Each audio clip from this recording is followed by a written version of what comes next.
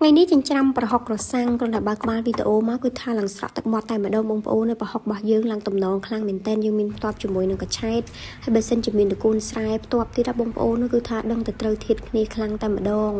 ជិះទៅគុំធ្វើប្រហុកច្រាំក្រសាំងនឹងយូរហើយប៉ុន្តែ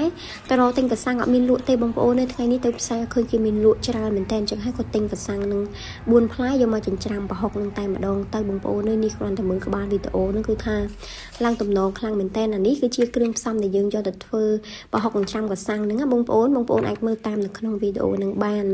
ឥឡូវនេះខ្ញុំចាប់ផ្ដើមយកប្រហុកហ្នឹងយកវាមកចិញ្ច្រាំឲ្យវារាងម៉ត់សិនណាបងប្អូននិយាយទៅនៅម្ដុំនេះពិបាករកទិញក្រសាំងណាបងប្អូននៅបន្លែសម្រាប់ចុចប្រហុកណាខ្ញុំទិញដាក់ក្នុងទូទឹកកកឡើង3 4ថ្ងៃវាឡើងចង់ស្វិតអស់ហើយ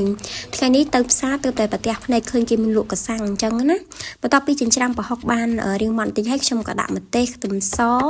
ខ្ទឹមក្រហមគល់ស្លឹកគ្រៃរំដេងនេះចិញ្ច្រាំជាមួយគ្នាតែម្ដងយើងចិញ្ច្រាំឲ្យវាបានម៉ត់សព្វចូលគ្នាបន្ទាប់មកខ្ញុំដាក់ក្រសាំងហើយយើងចិញ្ច្រាំក្រសាំងនោះឲ្យវាចូល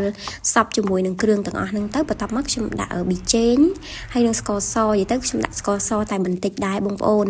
សម្រាប់បងប្អូនវិញរសជាតិបងប្អូនដាក់តាមចំណង់ចំណូលចិត្តទៅបន្ទាប់មកយើងចិញ្ច្រាំឲ្យវាចូលជាតិគ្នាសព្វល្អយើងដាក់ជីនឹងវងចូលទៅហើយចិញ្ច្រាំជីនោះឲ្យវាម៉ត់ចូលសព្វគ្នាល្អដែរទៅបងប្អូនតែប៉ុណ្្នឹងគឺថារួចរាល់ជាការស្រេចហើយ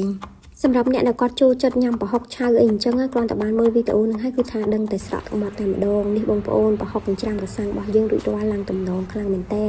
ចំពោះបន្លែចុចអីបងប្អូនជួយចិត្តអីបងប្អូនចុចនឹងទៅបន្លែខ្ញុំថ្ងៃនេះគឺថាមានច្រើនមុខខ្លាំងមែនតើបងប្អូន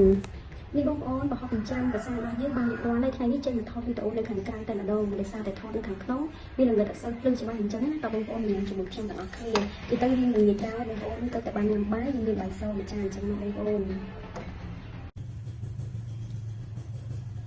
ឥឡូវនេះដល់ម៉ោងញ៉ាំបាយបងប្អូនគឺថាបាត់មាត់បាត់កតែម្ដងព្រោះអីរវល់កាយញាត់ដោយសារតែ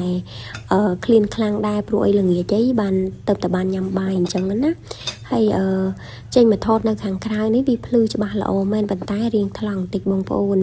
វីដេអូថ្ងៃហ្នឹងក៏មានតែប៉ុណ្្នឹងដែរអរគុណច្រើនបងប្អូនទាំងអស់គ្នាដែលចំណាយពេល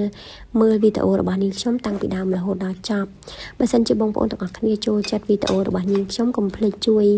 follow page នាងខ្ញុំម្នាក់មួយផងដើម្បីទទួលបានមុខម្ហូបថ្មីនិងប្លែកៗជារៀងរាល់ថ្ងៃអរគុណច្រើនបងប្អូនទាំងអស់គ្នាជួបជាមួយនាងខ្ញុំនៅវីដេអូក្រោយៗទៀត